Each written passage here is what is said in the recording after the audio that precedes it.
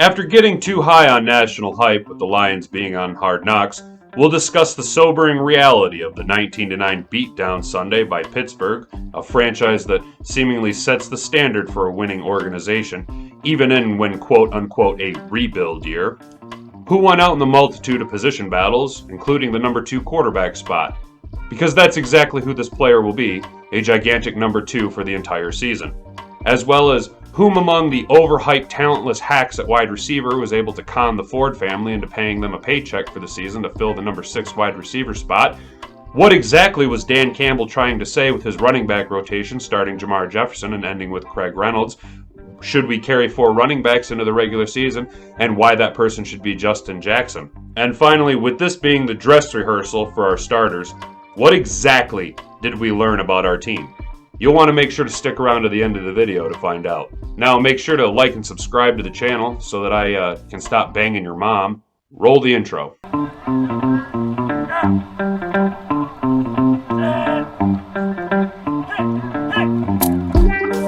Welcome to Detroit!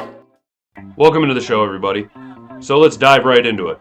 We're going to address the position battles that we were trying to keep an eye on. I was less than impressed by the play of our offensive line.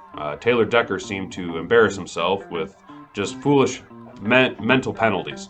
I think that you need to really focus on the mental errors that we witness from our first team offense, namely our offensive line, because although Aiden Hutchinson has been having a great practice and a great training camp against Penei Sewell, clearly Penei Sewell needs to really sharpen his edge if he wants to be able to stop the elite of the elite defensive ends in this game. So seemingly the number 1 position battle that everybody's been concerned about is the number 2 quarterback spot. And as I stated earlier, this person is a giant number 2. If we're really banking on David Blau or Tim Boyle to carry our team to a winning season if something were to happen to Goff, I think Sunday was a sobering reality check of the actual magnitude of the depth, the gap between the two players, between Jared Goff, who is not necessarily an elite quarterback in the league, versus whomever our backup QB play will be. Because Tim Boyle shouldn't even get on the bus. Tim Boyle should just be left in Pittsburgh so that he can sell hot dogs and cheesesteaks in Pennsylvania. And David Blau, I'm sorry, David Blau, you looked like hot rubbish, dude. You looked absolutely terrible. So if we're really banking on either one of these 2 men to carry our team, Sunday definitely showed that both of them are lacking in significant skill sets when placed up against number 1 and number 2 elite players in the league on defense. I think David Blau should maybe pack it in. We should bring in a free agent quarterback, someone else that has played in the league, someone like, I hate to say it, like a Cam Newton type, because at least he'll give us an X factor and a better chance at winning than David Blau or Tim Boyle. I think David Blau should just head to the XFL where he could be a league MVP. The other position battle that has been an issue of debate amongst the fandom is who will fill the number 6 wide receiver position. Would it be preseason darling Tom Kennedy, over 100 yards week 1, 2 touchdown catches week 2? Would it be a 3rd-round pick that we made a few years back with Quintez Cephas, who seemingly can't stay healthy, although when he is on the field is mildly productive? Would we get a surprise Trinity Benson or Maurice Alexander? Either way, none of these men impressed me Sunday against Pittsburgh. In fact, Tom Kennedy was the most embarrassing play.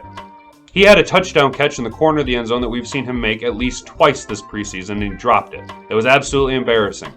Quintez Cephas at least had a touchdown catch, but that was on a broken backyard football play. David Blau is not Patrick Mahomes, so don't expect that type of play out of our quarterbacks. Trinity Benson dropped passes left and right, couldn't get open, although, to be fair, Tim Boyle was throwing him wickedly inaccurate passes and expecting little Trinity Benson to be able to jump 6 feet in the air and grab a ball like he's frickin' Megatron. That's just not going to happen. And Maurice Alexander, although he was flash in the pan last week with some decent returns, I don't think he showed enough to really elevate himself and make a legitimate claim for that 6 wide receiver spot. He had a significant penalty, and although he made up for it with the catch anyway, still sputtered our drive. And we just can't have that. Maurice Alexander, I think you and David Blau should pack it up and head to the XFL.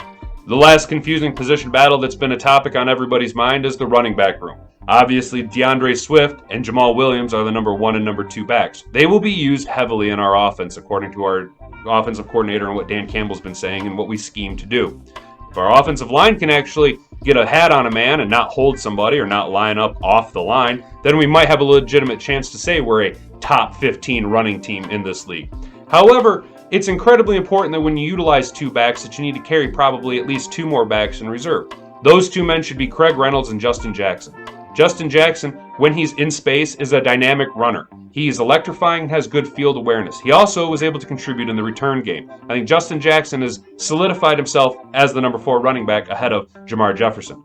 And the third running back spot, I thought we already knew was going to be Craig Reynolds. Why Dan Campbell, with his gigantic brain, decided to play Craig Reynolds in the fourth quarter, I don't understand. I thought Craig Reynolds was our number 3 running back. He was productive last year. What he was able to do last year and what he's shown on the tape this year in training camp and preseason is enough to make an argument for him to solidly be that number 3 running back.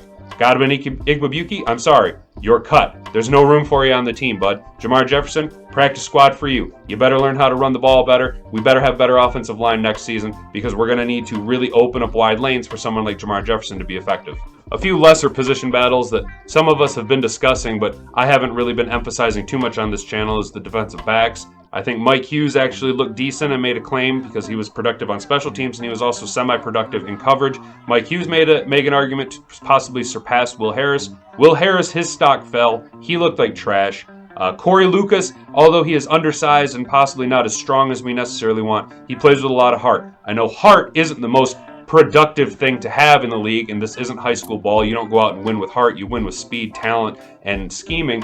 Corey Lucas seems like a coachable player and a Dan Campbell guy. He seems to go out and do whatever Dan Campbell and Aaron Glenn ask of him. I think Corey Lucas should surpass both Mark Gilbert and Savion Smith, because Savion Smith looked absolutely terrible. He was burned on multiple coverage routes. He was burned on every single route that a wide receiver could run. He looked terrible. Yes, he can tackle, but he didn't contribute enough on special teams. I truly believe that Corey Lucas should take the 4th or 5th cornerback spot. So you should have Amani Aruarie, Jeff Okudah, Mike Hughes. You're going to have to keep Will Harris because although he's not as good as the other 3 players, he's still better than, say, Savion Smith. Maybe you could replace him with AJ Parker. AJ Parker isn't necessarily terrible. The coaches seem really high on him. And then if you want to have a 6th spot, obviously you're going to have to give that to Corey Lucas because he's just played too well in this preseason. The most important room that we needed to improve in this offseason was our linebacking room. We were able to bring in Malcolm Rodriguez, who at the beginning of the preseason seemed to be a darling gem in the rough. I didn't hear a lot of his name being called. I don't know how much he really got played yesterday. But we know that him and Anzalone are pretty much solidified as our future moving forward. We had heard a lot of hype about Derek Barnes. And Derek Barnes sucks in coverage. I'm going to leave it at that. Derek Barnes can defend the run, but Derek Barnes sucks in coverage. Stop putting Derek Barnes out in coverage. Even though I was high on Jared Davis at the beginning of the preseason, I completely turned the tides on Jared Davis. Sorry, Jared Davis. You were able to leave Detroit heralded as one of our biggest busts in the first round and arguably one of the worst linebackers we've ever had on the team. You went to another organization, you got hurt. You then came back to Detroit and reclaimed your title as the worst linebacker in team history. Finally, in closing, one of the bright spots about our game Sunday against Pittsburgh was our first team defense. Although our defense looked good, firstly, they never should have been put in the short field positions that they were put in the first half. Then they were able to get bailed out by penalties, which allowed Pittsburgh to settle for field goals. Hooray! We got a great moral victory. But moral victories don't win games. If that were the case, Rod Marinelli would still be our head coach, on his way to the Hall of Fame with a gold jacket, while Dan Campbell would be elsewhere, biting kneecaps and fighting people with one butt cheek and 3 toes off in the ocean somewhere, and probably being more successful at it with actual victories than moral victories that people here in Detroit settle for because we've had such a culture of losing over the past 50 years. The reality of the matter is that while yes, our defense played well enough to keep the game within reach, and Aiden Hutchinson is everything we'd hoped he'd be as a rookie, he's still exactly that. If it wasn't evident to you at the beginning of the game, the skill set level between Aiden Hutchinson and the defensive MVP, TJ Watt, whom Aiden Hutchinson has drawn comparisons to. Aiden Hutchinson is good. Aiden Hutchinson is not great yet. We've been far too hyped watching our own players battle against each other in practice. And again, it was evident the way that TJ Watt took advantage of Taylor Decker and Penei Sewell early on in the game. I'm not saying that Penei Sewell's a bad player. Quite the contrary, I think he's a great player. I just think that it was evident to us that the skill level between TJ Watt and Aiden Hutchinson is very, very vast. We need to temper our expectations about the season. The hard truth that most of you don't want to hear, especially now at the end of the preseason, is that our offense just doesn't look good. Our offensive line was terrible through the whole game, our ones and our twos. So sure, rest on our moral victories while the other team puts up points, 3 points at a time, and eventually wins the game. All that being said, though, it was refreshing to see our defense get off the field on third downs more frequently than we have in seasons past. Anyway, that's going to do it for me, guys, and we'll see you guys in the next one. Have a good day. Look at this sorry, miserable, squashed thing. Can anybody tell me what's wrong with this picture?